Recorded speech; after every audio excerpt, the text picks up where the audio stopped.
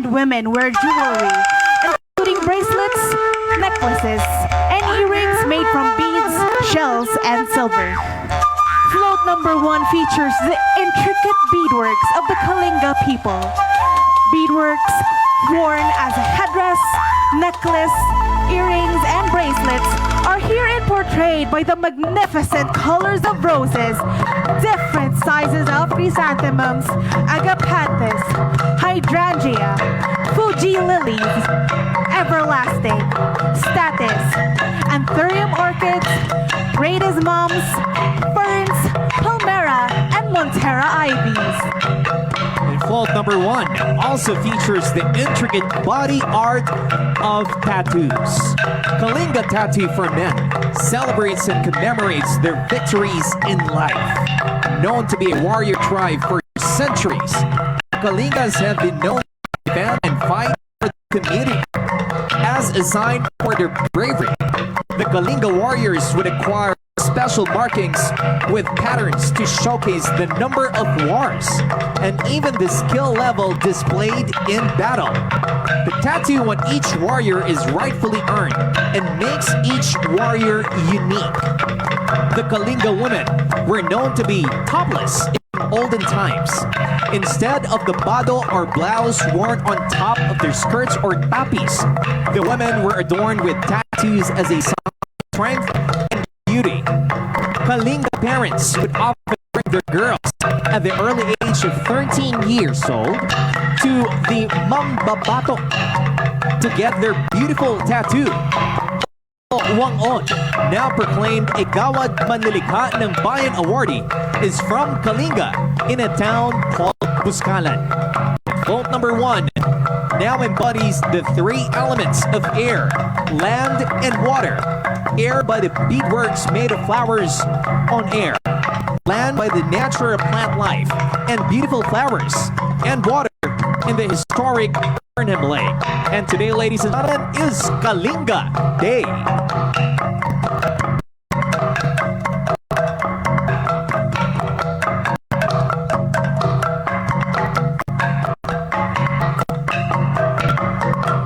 Let's give them big hand, ladies and gentlemen. Float number 1. Celebrating tradition and culture.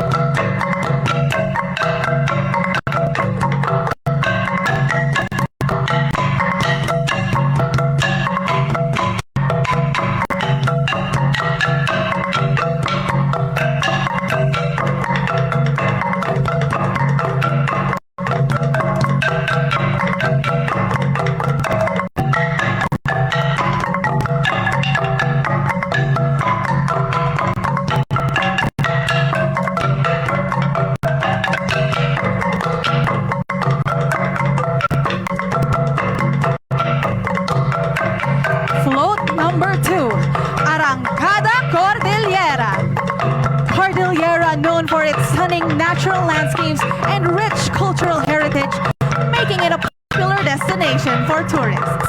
Its rugged terrain and breathtaking topography have been home to our productive gorots. The way of life of the people in this region existed way back before colonization. It has proven that no matter what and no matter how fast past technology is, our beloved Cordillera will not be idle. Float number 2 was inspired by the Solipao, Gangsa, and Banga that represents the Cordilleran culture, manifesting the principles of our heritage, trademark, and identity. Throughout time, these instruments have held a Cordilleran communities with united symphonies and have played a vital role in celebrating our culture. And the wheel is known to be one of the biggest innovations in human history. It also symbolizes how we, as a collective community, strive forward in this ever-evolving world. These have guided and carried us while traversing and viewing the beauty of our culture, hinted with innovative minds. Together with our bright flowers, which represents the continuous blossoming of fresh and innovative ideas of every Cordilleran. The harmonious relationship of innovation and culture paves the way for a bright and promising future for each and every one of us as we continue to strive forward as one creative Baguio, one resilient Cordillera, and one unified nation. Sumabay at magpahuli sa mabilis na takbo ng teknolohiya habang nakaugnay sa mga natatangi at ipamamagiting kultura. Once again, that is flow number 2, Arangkada Cordillera.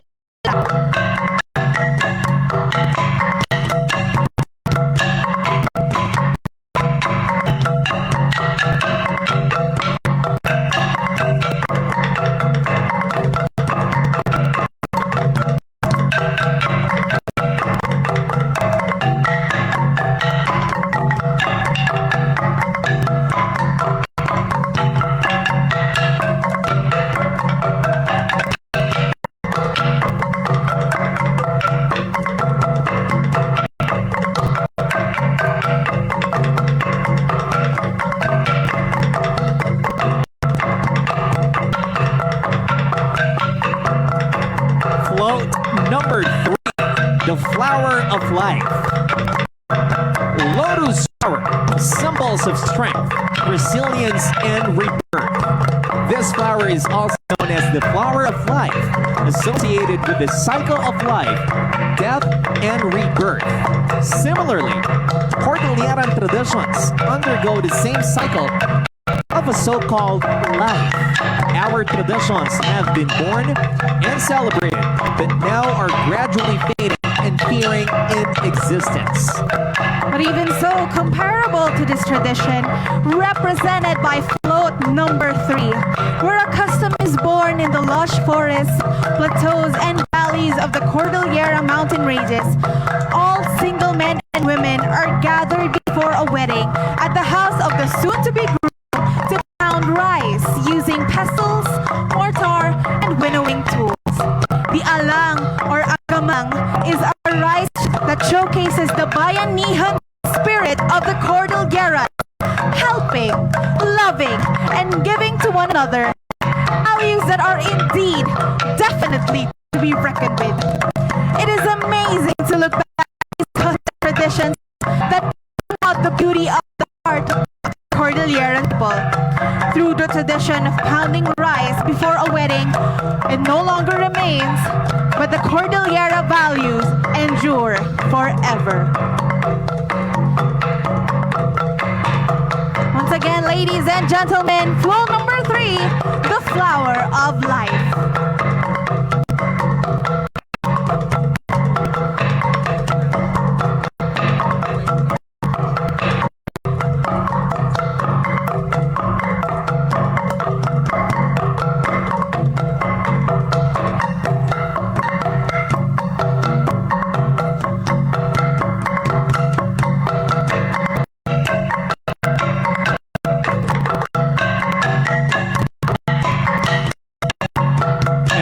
To the next, which is float number 4, Hagdang Palayan ng Banawe. Float number 4 is inspired by the Banawe rice terraces, ang Hagdang Palayan ng Banawe. The terraces are known locally as the stairs to heaven. For 2,000 years, the high fields of the Ifugao have followed the contours of the mountains.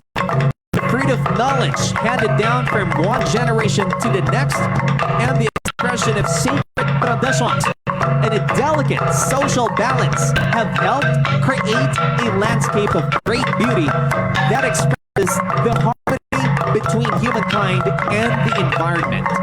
Also, the float carries the ballet, which is the traditional home of the Fluvial tribe. The materials used can regulate temperature, especially in the generally cool climate of the Cordillera Mountains. At first glance, the hut looks simplistic, but was ingeniously designed for Fluvial's daily life. Aside from the functionalities, the home is adorned with the animal skulls and skeletons which they have earned from hunting or were offered during their rituals. These stunning rice terraces cascading across a beautiful mountain range bear witness to years of resilience and traditions passed down from one generation to the next with their hand-woven colors. Once again, that is float number 4, Hagdan-Hagdang Palayan ng Banawe.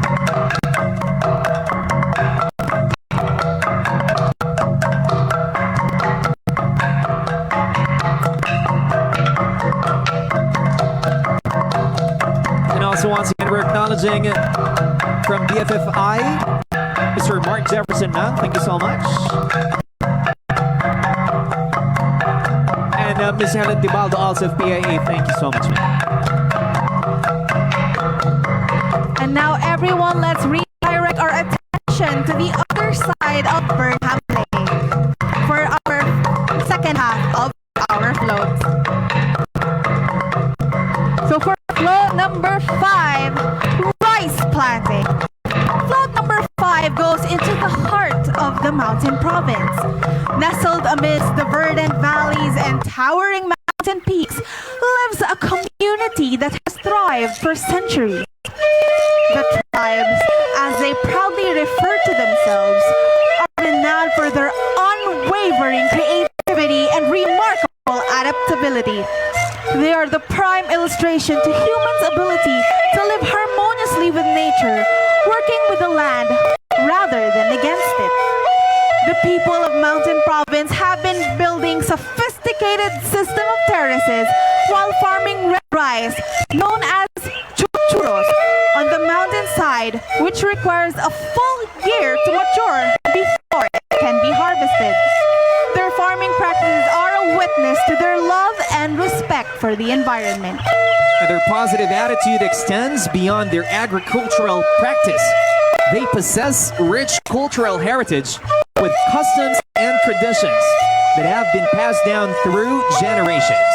So, here in the heart of Mountain Province, continues to prosper and flourish, showcasing their skills in fostering camaraderie within the community, ultimately contributing to a brighter and healthier world. Float number 5, rice planting.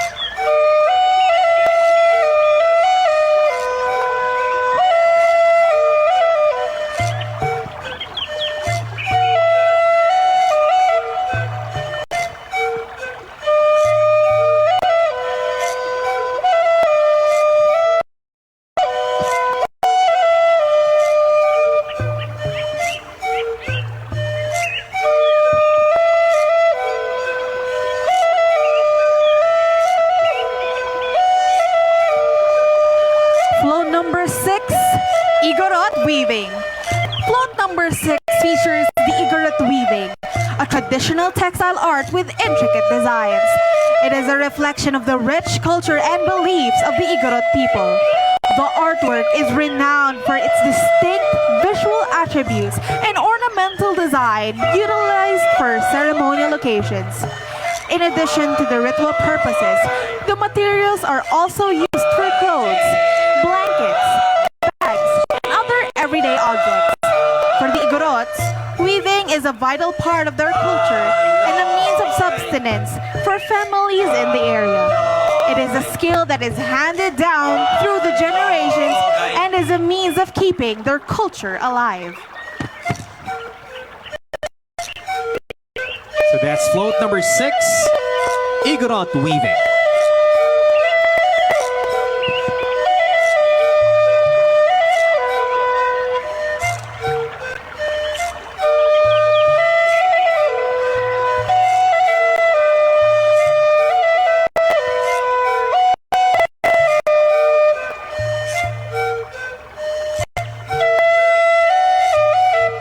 And we would like to acknowledge the presence of Baguio City Mayor Benson Magalong joining us right here at the Panagbenga Fluvial Parade 2024.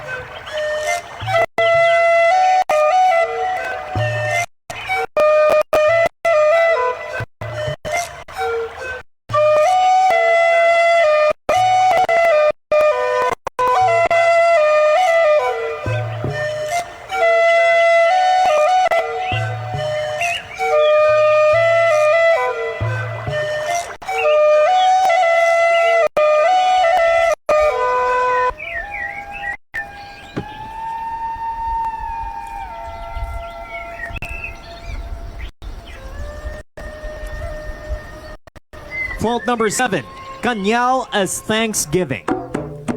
This float features the Kanyao as a form of thanksgiving. The Igorots perform a ritual by offering black native pigs to their god, Kabunyan.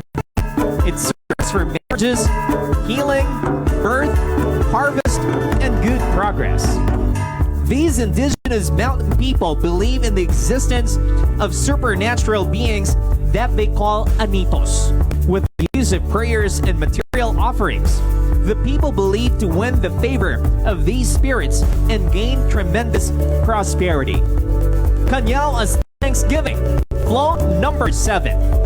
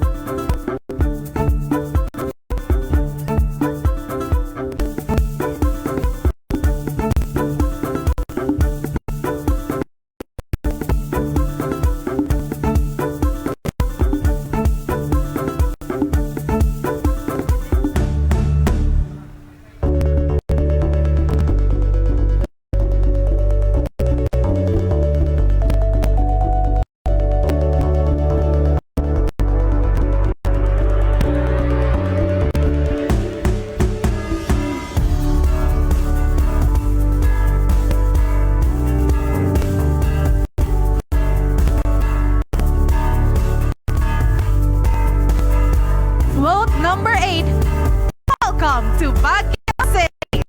Float number 8 welcomes us to Baguio City. The iconic arches in the center of the float symbolizes how open the people's arms are for every tourist and visitor that comes to the city of pines. Likewise, they are signs of gratefulness and luck wishing once they leave the place. The welcome arch is a symbol of friendship and harmony, enduring power, strength, and longevity. The side of the float represents the majestic rice terraces that were carved into mountains. And the wooden scooters of Banawe traditionally were used to haul firewood and palay. Now, this common household artifact has become an expression of Ifugao art. Tourists return for the Impaya Festival to watch a 7-kilometer race of hand-carved wooden scooters. Each wooden scooter is intricately designed by the carvers, making every piece unique or different, and comes in various designs such as horses, dragons, elephants, and tigers. The collection of the different produce of the region. Food plays a certain role in the life of every human being, and that it is tied to the cultural heritage, making it different from one location to another. The food basket carries the history of the place and best captures the unique way of life of the agricultural people.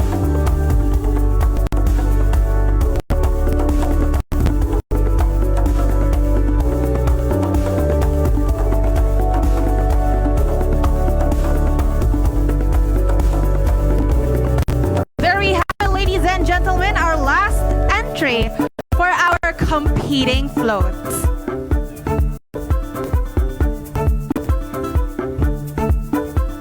So today, Paul, it's really a spectacle of beautiful fluvial floats we have here. And we're not just seeing the beautiful flowers that are locally sourced here in Benguet, but also we have learnings of our culture and traditions here in the Cordillera. Yes, definitely, Gigi, and all the information or facts shared earlier from the different competing floats. In fact, 8 competing floats are truly wisdoms, no? Since we're knowing further or deeper about every culture they are representing. So palakpak ulit natin. The 8 competing floats, ladies and gentlemen. And if we have competing floats, of course, we also welcome today's non-competing float. Our first non-competing float is La Trinidad Benguet. La Trinidad Strawberries and Floral Elegance. The municipality of La Trinidad float takes pride in the strawberries as La Trinidad's one town, one product, representing the unique character as the strawberry capital of the Philippines. A float adorned with the ruby red jewels of the town, each strawberry a testament to the dedication and passion of La Trinidad's farmers. It weaves a story of agricultural excellence and a commitment to producing the finest strawberries, making La Trinidad a true gem. Beyond the allure of strawberries, La Trinidad is adorned with a breathtaking array of flowers that paint the landscape in vivid hues, featuring diverse and vibrant flora that thrives in the town's fertile soil. Once again, we have La Trinidad Strawberries and Floral Elegance.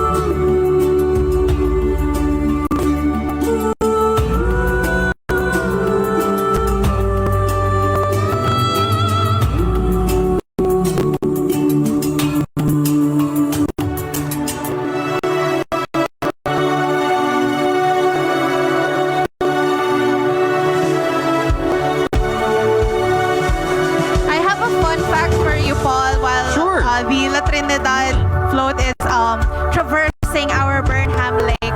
Did you know that in terms of contributing to our local tourism, La Trinidad strawberries do play a big role because in our strawberry farms last year we have garnered almost 500,000 tourists just visiting the strawberry farm of La Trinidad.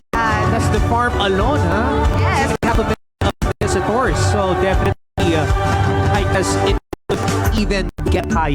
Yes, now that tourism, we have revenge tourism. People are very much excited to tour and visit. And of course, we can see around here in Burnham Lake that we have many tourists watching our spectacle of Fluvial. That is correct, Gigi. Definitely part of their itinerary for today. Not only discovering Baguio's, what Baguio has to offer, but also the ever-famous strawberry in La Trinidad. Yeah, so we invite everyone, if you have time to spare, please do visit La Trinidad. Thank you. Thank you.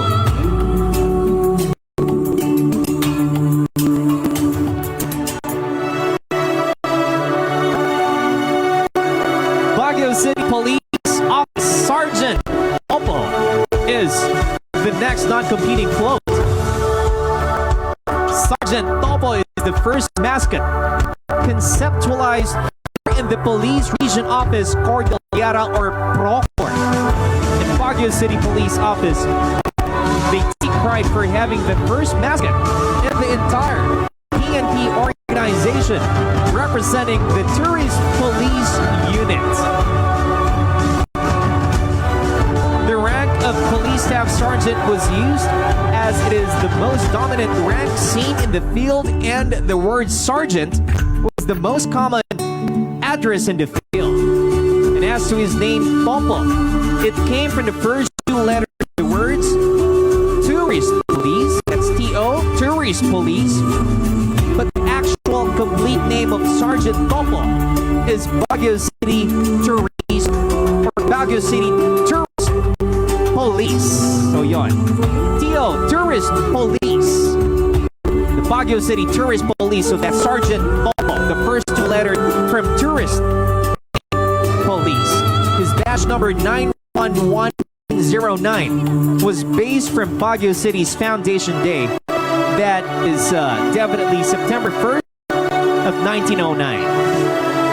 The adorable and friendly Sergeant Topo was created to charm and bring the PNP organization closer to the community, most particularly to all the kids and even adults who still kids at heart. Sergeant Topo was designed to uplift a friendly image of the police force and foster the high appreciation of the community to the PNP organization, most especially to remove the long-time misconception of the kids toward police officers as the hostiles in the community.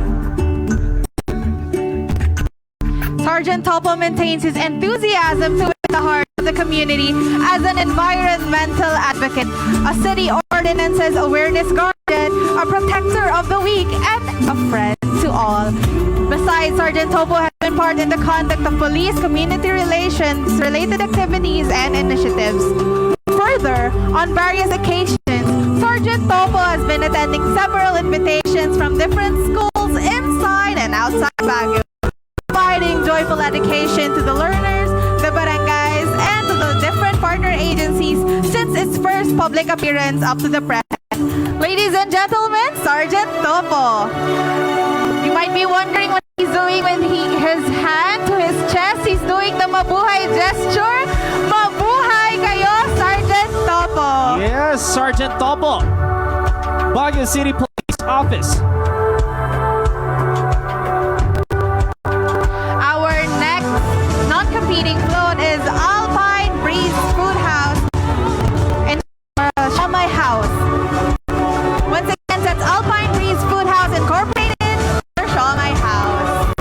The humble beginnings of the Burnham can be tracked back to a house in Dagat-Dagatan, Caloocan City, where the first empanada was made.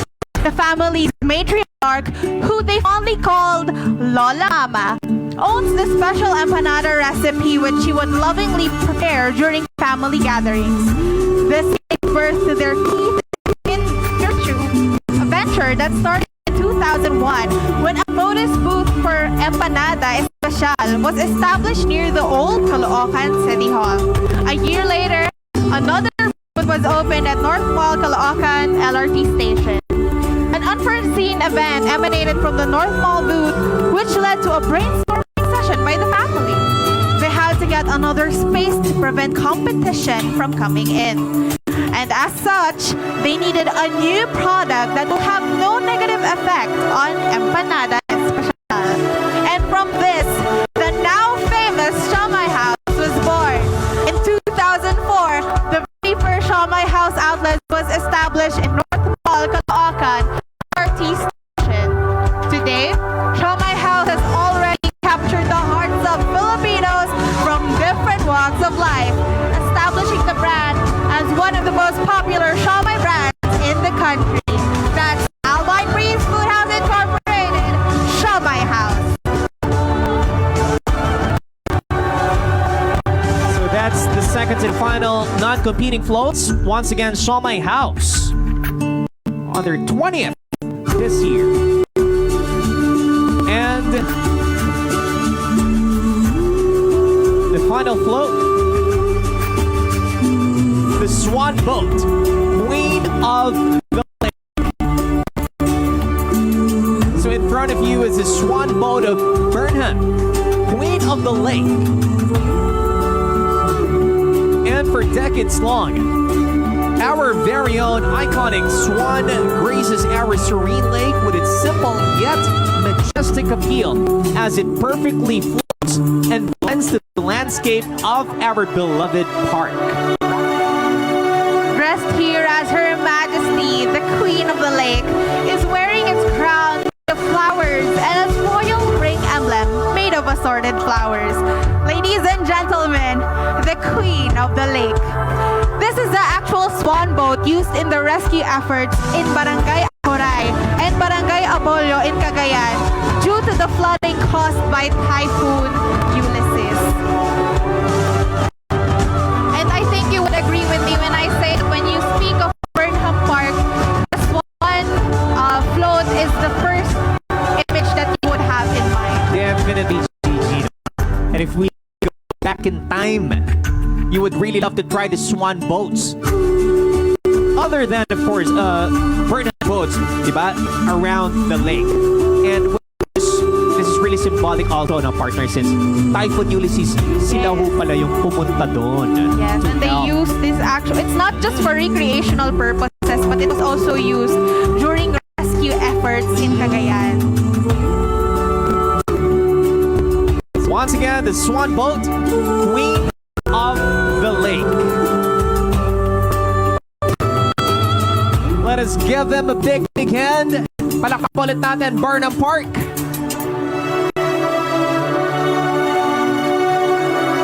Other than the competing floats, those are the non-competing ones.